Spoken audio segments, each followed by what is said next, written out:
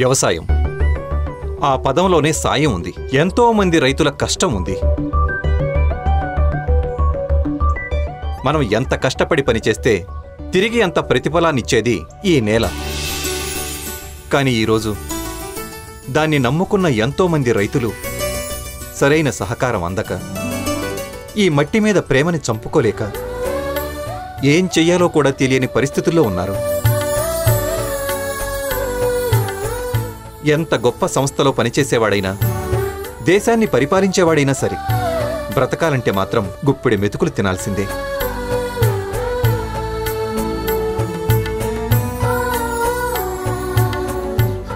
జన్మనిచ్చిన తల్లిదండ్రుల్ని, మన కడుపు నింపుతున్న ఈ కన్నతల్లిని ఎప్పటికీ మర్చిపోకూడదు.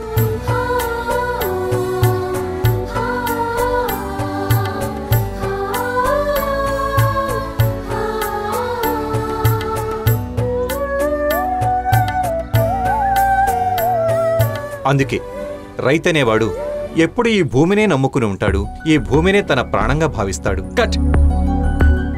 థ్యాంక్ యూ సార్, చాలా బాగా చెప్పారు. వ్యవసాయం అంటే మన దేశ భవిష్యత్తు. ఆ విషయాన్ని మర్చిపోయి సాఫ్ట్వేర్లు, హార్డ్వేర్లు అంటూ ఎక్కడెక్కడికో భవిష్యత్తును వెతుక్కుంటూ వెడుతున్నారు. ఎన్నో సంవత్సరాలుగా వింటున్నాంగా, భారతదేశం అభివృద్ధి చెందుతున్న దేశమని. రైతుల్ని, వ్యవసాయాన్ని గుర్తించనంత వరకు ఎన్ని సంవత్సరాలైనా సరే మన దేశం అభివృద్ధి చెందుతున్న దేశంగా మిగిలిపోతుందే తప్ప అభివృద్ధి చెందిన దేశం అవ్వదు, అవ్వలేదు.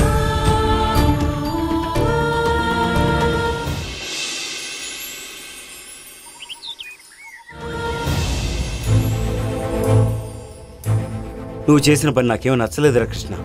అయినా వాడికి సంబంధించిన విషయాల్లో నువ్వెందుకు ఇన్వాల్వ్ అవుతున్నావు? ఆఖరికి నువ్వు కూడా వాడికే సపోర్ట్ చేస్తున్నావు. అది నాకు అస్సలు నచ్చట్లేదురా. అదేంట్రా, నేను సపోర్ట్ చేసింది ఆ అబ్బాయి కాదురా. రైతుల గురించి, వ్యవసాయం విలువ గురించి 10 మందికి తెలియచేయాలనే వాళ్ళు చేస్తున్న ఆ ప్రాజెక్టుకు సపోర్ట్ చేశాను. అయినా నువ్వు బాధపడే పని నేనెందుకు చేస్తానురా?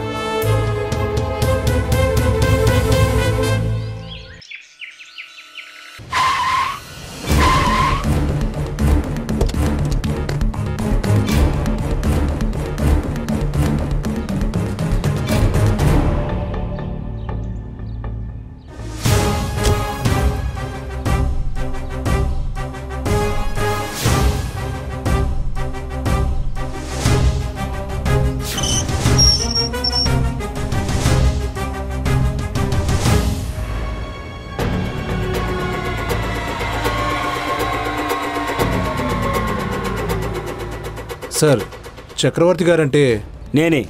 మీతో కొంచెం మాట్లాడాలి సార్. చెప్పండి. భూపతి గారికి సంబంధించిన స్థలాన్ని మీరు ఆయనకి తెలియకుండా వేరెవరికో డైరీ ఫామ్ పెట్టుకోవడానికి పర్మిషన్ ఇచ్చారని భూపతి గారు కంప్లైంట్ ఇచ్చారు.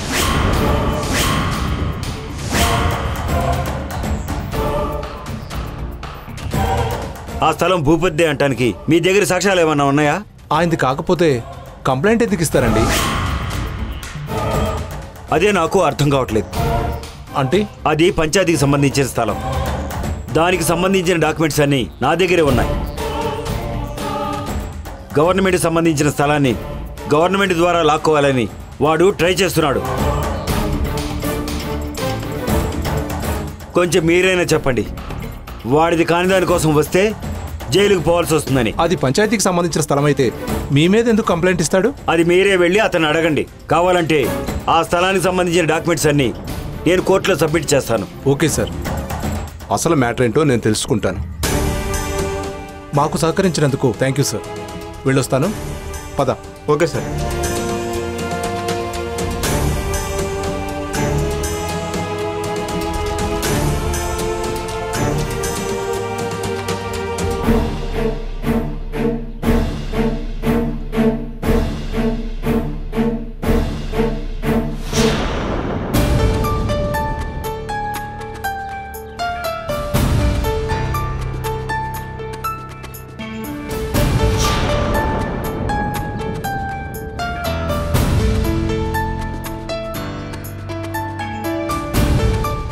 బాలు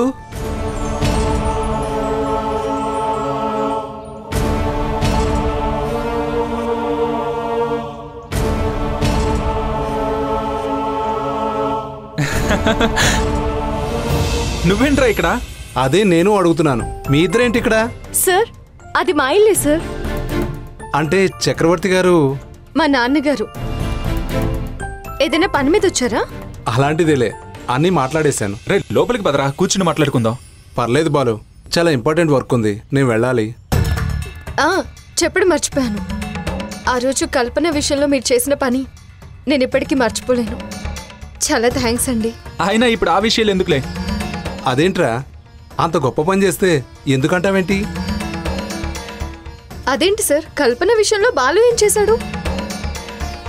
ఓ, నీకు తెలియదు కదా? అసలు ఏం జరిగిందంటే,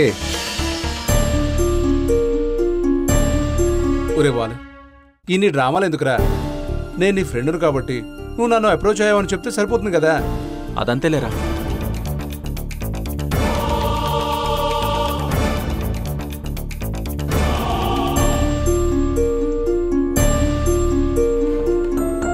ఆ రోజు బాలు ఆ పని చేసి ఉండకపోతే కల్పన జీవితం నాశనం అయి ఉండేది.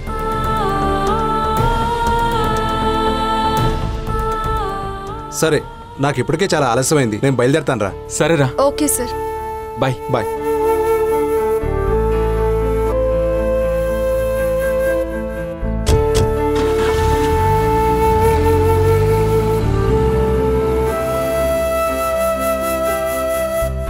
నాకు ఒక్క మాట చెప్పొచ్చు కదా బాలు?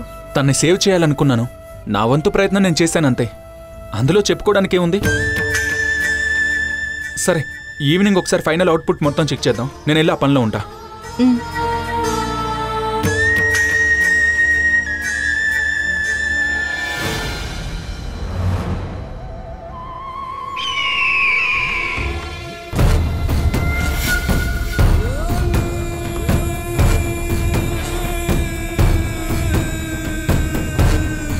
అది పంచాయతీకి సంబంధించిన స్థలమని, దానికి సంబంధించిన డాక్యుమెంట్స్ కూడా చక్రవర్తి గారి దగ్గర ఉన్నాయని ఆయన చాలా స్ట్రాంగ్గా చెప్తున్నారు. సో అతని వైపు నుంచి ఎలాంటి ప్రాబ్లం లేదు. లీగల్గా వెళ్తే మీరు పెట్టిన కేసు చెల్లదు. మీరెక్కడో ఆ స్థలం విషయంలో పొరపాటు పడినట్టున్నారు. ఒకసారి క్లారిటీగా చెక్ చేసుకోండి. నేనేం చెయ్యాలో నాకు బాగా తెలుసు. ఇక మీరు బయలుదేరండి.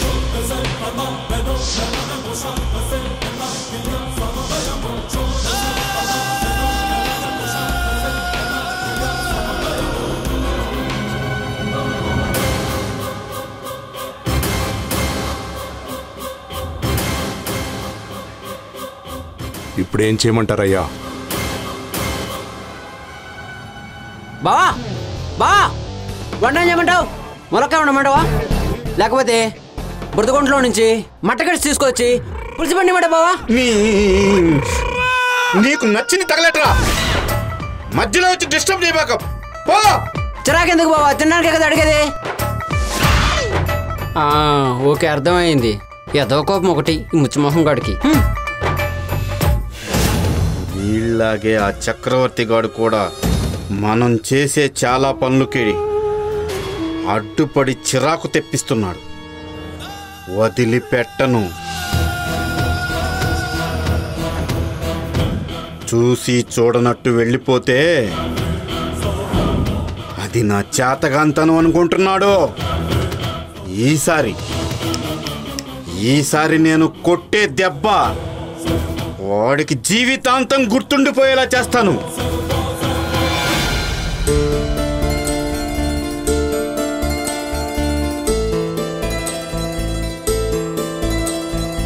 సూపర్ బాలు, మనం అనుకున్న దానికన్నా చాలా బాగా వచ్చింది.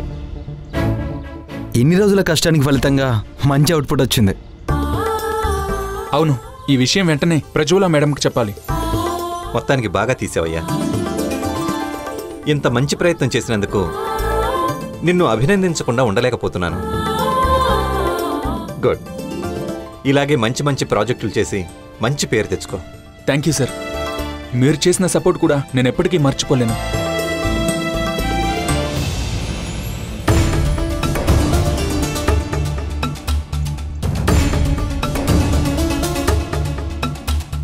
ఇందులో నేను చేసిందేముందయ్యా? ఒక మంచి పనికి నా వంతుగా నేను సహాయం చేశానంతే.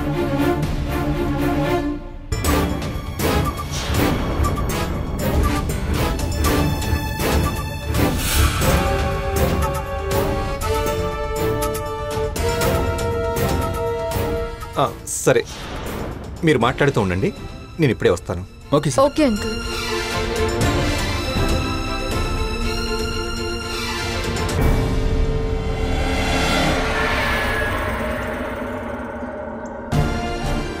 శైలు, వెంటనే ప్రజ్వల మేడంకి కాల్ చేసి చెప్పేద్దాం. ఓకే బాలు.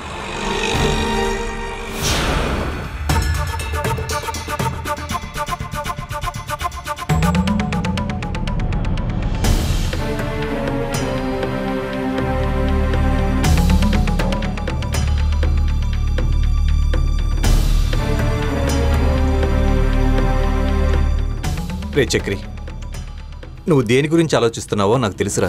నిజంగా నా ఫ్రెండ్వే అయితే నువ్వు ఈ పని చేసేవాడు కదరా. ఇప్పుడు నేనేం చేశానురా? నేనంతా చూశానురా. ఆఖరికి నువ్వు కూడా నన్ను ఒంటరివాణ్ణి చేయాలనుకున్నావు కదా. రే, ఏంట్రా మాటలు? నేను నిన్ను ఒంటరివాణ్ణి చేయటం ఏంటి? ఇప్పుడు ఎందుకురా అలా మాట్లాడుతున్నావు? లేకపోతే ఏంట్రా, నువ్వు కూడా వాడికి సపోర్ట్ చేస్తున్నావు. నేను సపోర్ట్ చేసేది వాడికి కాదురా, వాడు చేసిన పనికి. అయినా ఆ ప్రాజెక్ట్ అతను ఒకడే చేశాడే ఏంటి? మన శైలు, మన మల్లిబాబు వీళ్ళంతా కలిసి చేశారు. అందుకే అందరినీ కలిపి అలా అప్రిషియేట్ చేశాను. రే చక్రి, నువ్వు నా స్నేహితుడివిరా. నిన్ను బాధ పెట్టే పని నేనెప్పుడూ చేయను. నీ సంతోషాన్ని కోరుకుంటాను తప్ప నీ కంట్లో నేనెప్పుడూ బాధను చూడాలనుకోనరా. ఎంతమంది వచ్చినా ఏం చేసినా కూడా మన స్నేహాన్ని ఎవ్వరూ విడదీయలేరు. మన మధ్య మనస్పర్ధలు తీసుకురాలేరు. నేనున్నంత వరకు నువ్వెప్పుడు ఒంటరిగా ఫీల్ అవ్వకు, సరేనా?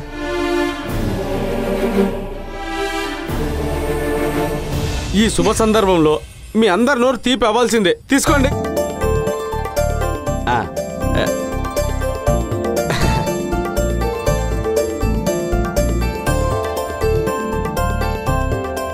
సూరి, సూరి, సూరి. అమ్మాయి గారు వస్తున్నా. ఇదేంటి ఇక్కడ? సూరి, మేం చేసిన ప్రాజెక్ట్ చాలా బాగా వచ్చింది. నువ్వు కూడా స్వీట్ తీసుకో. మీరుండగా బాగోలేక ఉంటే అలా ఉంటుంది అమ్మగారు. అయినా నాకు బాగా తెలుసు మీరు బాగా చేస్తారని.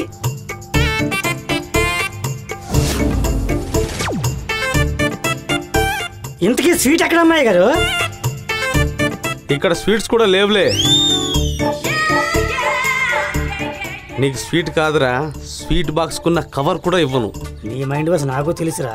నేను తలుచుకుంటే నువ్వు కన్ను మూసి తెరిచేలోపే ఆ బాక్స్ మొత్తం తీసిగలవు. కానీ అంతవరకు దీంట్లో స్వీట్లు ఉండాలి కదరా, నేను మొత్తం తినేస్తాను. సూరి, ఏమైంది మీ ఇద్దరికి? అబ్బే ఏం లేదమ్మా, ఏం లేదు, ఏం లేదు. అదిగో ఐదుగురు వస్తున్నారు.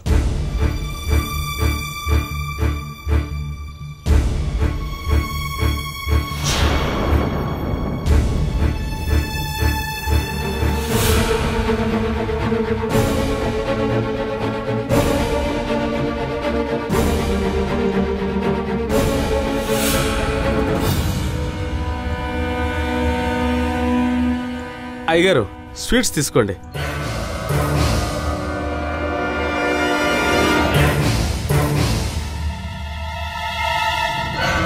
దేనికి? బాలుబాబు గారు, శైలమ్మ గారు ప్రాజెక్ట్ వర్క్ చేశారు కదండి, అది బాగా వచ్చింది, అందుకని ఈ స్వీట్స్.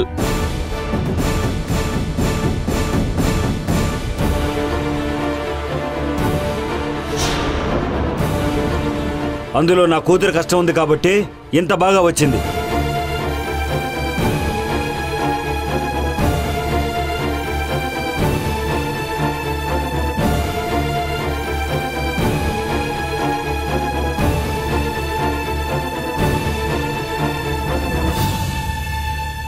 నువ్వు వచ్చిన పని మీద దృష్టి పెట్టి త్వరగా వెళ్ళిపోతే మంచిది.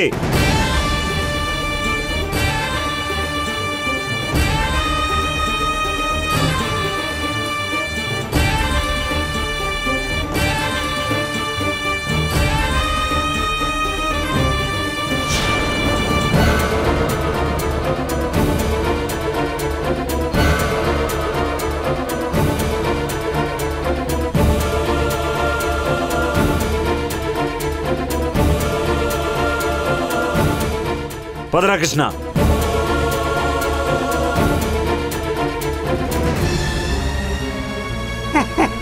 అర్థమైందిగా.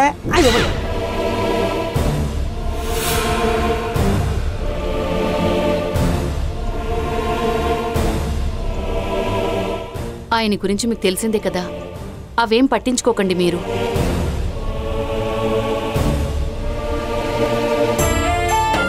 నెక్స్ట్ జరగాల్సిందేంటో అది చూడండి.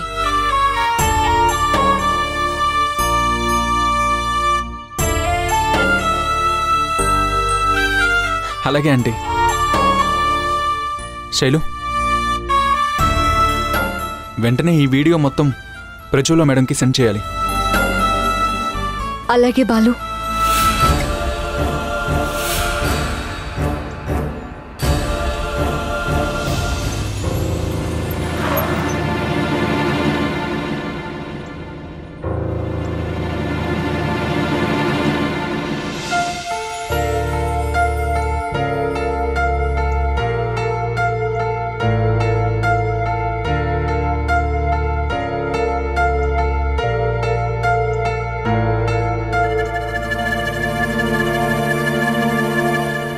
ఏమైందిరా? అర్జెంటుగా మాట్లాడాలి రమ్మన్నావు. నీకు ఒక ముఖ్యమైన విషయం చెప్పాలరా. దేని గురించి? స్థలం గురించి. అర్థం కాలేదురా. మీ మావయ్య ఎవరో 2 కుర్రాళ్ళకి డైరీ ఫామ్ పెట్టుకోమని స్థలం ఇచ్చాడంట. అవును. అయితే ఈ ఊరి సర్పంచ్ భూపతి అది తన స్థలమని, తనను అడగకుండా ఎలా ఇస్తారని మీ మా మీద కంప్లైంట్ ఇచ్చాడు. ఆ విషయం మాట్లాడదామని నేను చక్రవర్తి గారింటికి వెళ్ళొచ్చింది. అప్పుడే అసలు విషయం నాకు తెలిసింది. ఆ స్థలం పంచాయతీకి సంబంధించిందని, ఆ భూపతికి ఎలాంటి సంబంధం లేదని. ఆ విషయం చెప్దామని భూపతిని కలిశాను. కలిశాక నాకొక విషయం అర్థమైంది. ఎందుకో కానీ స్థలం విషయంలో ఆ భూపతి చాలా దూరం వెళ్ళాడనిపిస్తోంది. లీగల్గా వాడేం చేయకపోవచ్చు, కానీ ఇల్లీగల్గా ఏదో ప్లాన్ చేస్తున్నాడు. నీ కారణంగానే ఆ తాతబ్బాయికి స్థలం వచ్చింది. సో కొంచెం జాగ్రత్తగా ఉంటే మంచిది. ఈ విషయం చెప్దామనే రమ్మన్నాను. అలాగే నీకెప్పుడు ఏ అవసరం వచ్చినా నన్ను పిలు, నేను వస్తాను. సరేరా, థ్యాంక్ యూ.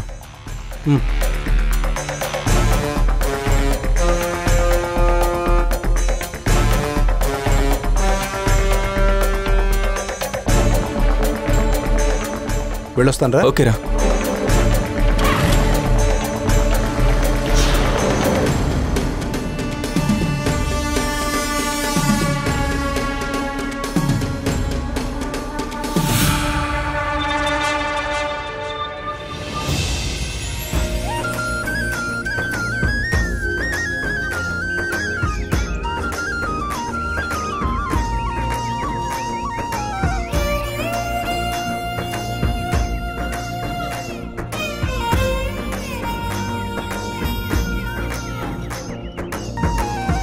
ఏంటి బామ్మడిది ఎప్పుడు లేంది ఇలా పొలం గట్ల మీద పరిగెత్తిస్తున్నావు? నీతో ఒక ఇంపార్టెంట్ విషయం మాట్లాడాలి బావా.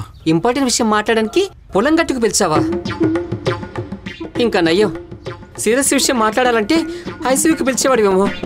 జోక్స్ కాదు బావా. సరే గాని ముందు విషయం ఏంటో చెప్పు. రా చెప్తాను.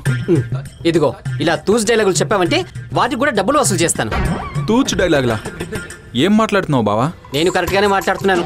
నువ్వే ఏదో ఇంపార్టెంట్ విషయం మాట్లాడతానని చెప్పి ఇప్పుడేమో ఏం లేదు బావా అంటున్నావు.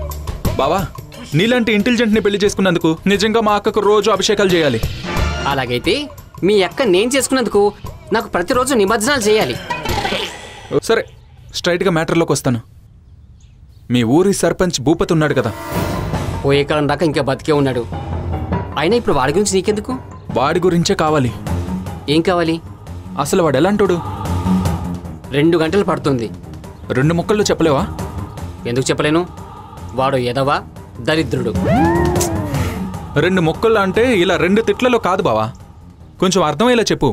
సరే అయితే, ప్రభుత్వం ద్వారా వచ్చిన విత్తనాల్ని ఎరువుల్ని బయట అమ్మేసుకుని నాసిరకం విత్తనాల్ని ఎరువుల్ని సగం రేటుకి రైతులకు ఇస్తూ వాళ్ళందరి దృష్టిలో పెద్ద గొప్పోడు అనిపించుకుంటున్న డబ్బులు బాచి సన్నాసి. ప్రభుత్వం అమలు చేసిన ఎన్నో పథకాల్ని బయటికి రానివ్వకుండా జనాల్ని మోసం చేస్తున్న పనికే మళ్ళా ఎదవవాడు. ఇంత చేస్తే జనం అతన్ని ఎలా నమ్ముతున్నారు? అసలు సర్పంచ్ని ఎలా చేశారు? పిచ్చి బామర్ది, ఈ రోజుల్లో ఎదగాలంటే అది కేవలం ఎదవల వల్లే అవుతుంది. ఒరే వాడు తప్పు చేస్తున్నారా అని మనం వేలెత్తి చూపించామనుకో, అందరూ మననే తప్పు పడతారు. అదే మనం నోరు మూసుకుని కూర్చున్నామనుకో, ఏదో ఒక రోజు వాళ్ళు చేసిన తప్పు వాళ్ళకే అర్థమవుతుంది. ఇప్పుడు అర్థమైందా? ఆడు ఎదవని తెలిసినా కూడా నేను ఎందుకు సైలెంట్గా ఉన్నాను? సరిగాని పద. అదే మనం నోరు మూసుకుని కూర్చున్నామనుకో, ఏదో ఒక రోజు వాళ్ళు చేసిన తప్పు వాళ్ళకే అర్థమవుతుంది. ఇప్పుడు అర్థమైందా? ఆడు ఎదవని తెలిసినా కూడా నేను ఎందుకు సైలెంట్గా ఉన్నాను? సరిగాని పద. బాబు, ఇప్పుడే సెట్టు మీద నుంచి దించాను. రుచిగా ఉంది, తాగుతారా? చిచ్చి, నేను వేస్ట్ ఖర్చు చేయనని నీకు తెలుసు కదా. మిమ్మల్ని ఎవరు అడిగారండి బాబు? మీ గురించి కాదు, నేను అడిగింది ఈ బాబుని. ఏమండి, పోయమంటారా? ఏంటది? తాటికల్లండి. ఓసారి తాగారంటే మొత్తం బయటకు వచ్చింది. వాట్? ఏం మాట్లాడుతున్నావు? ఒకసారి తాగి చూడండి, మీకే అర్థమవుతుంది.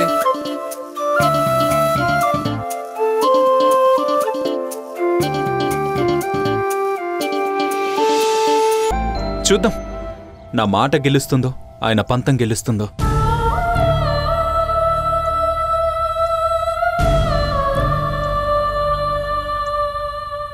బాలు, ఒకవేళ మా నాన్న పంతం గెలిస్తే నీ మీద ఆయన గెలిచాను అన్న సంతోషం కంటే కన్న కూతురి జీవితం నాశనం అయిపోతుంది అన్న బాధే జీవితాంతం బాధ పెడుతుంది ఆయన్ని. అదే నువ్వు గెలిస్తే అల్లుడి మీద ఓడిపోయానే అన్న బాధ కంటే కూతురి జీవితం సంతోషంగా ఉన్నందుకు ఆయన బతికినంత కాలం సంతోషంగా బతుకుతారు.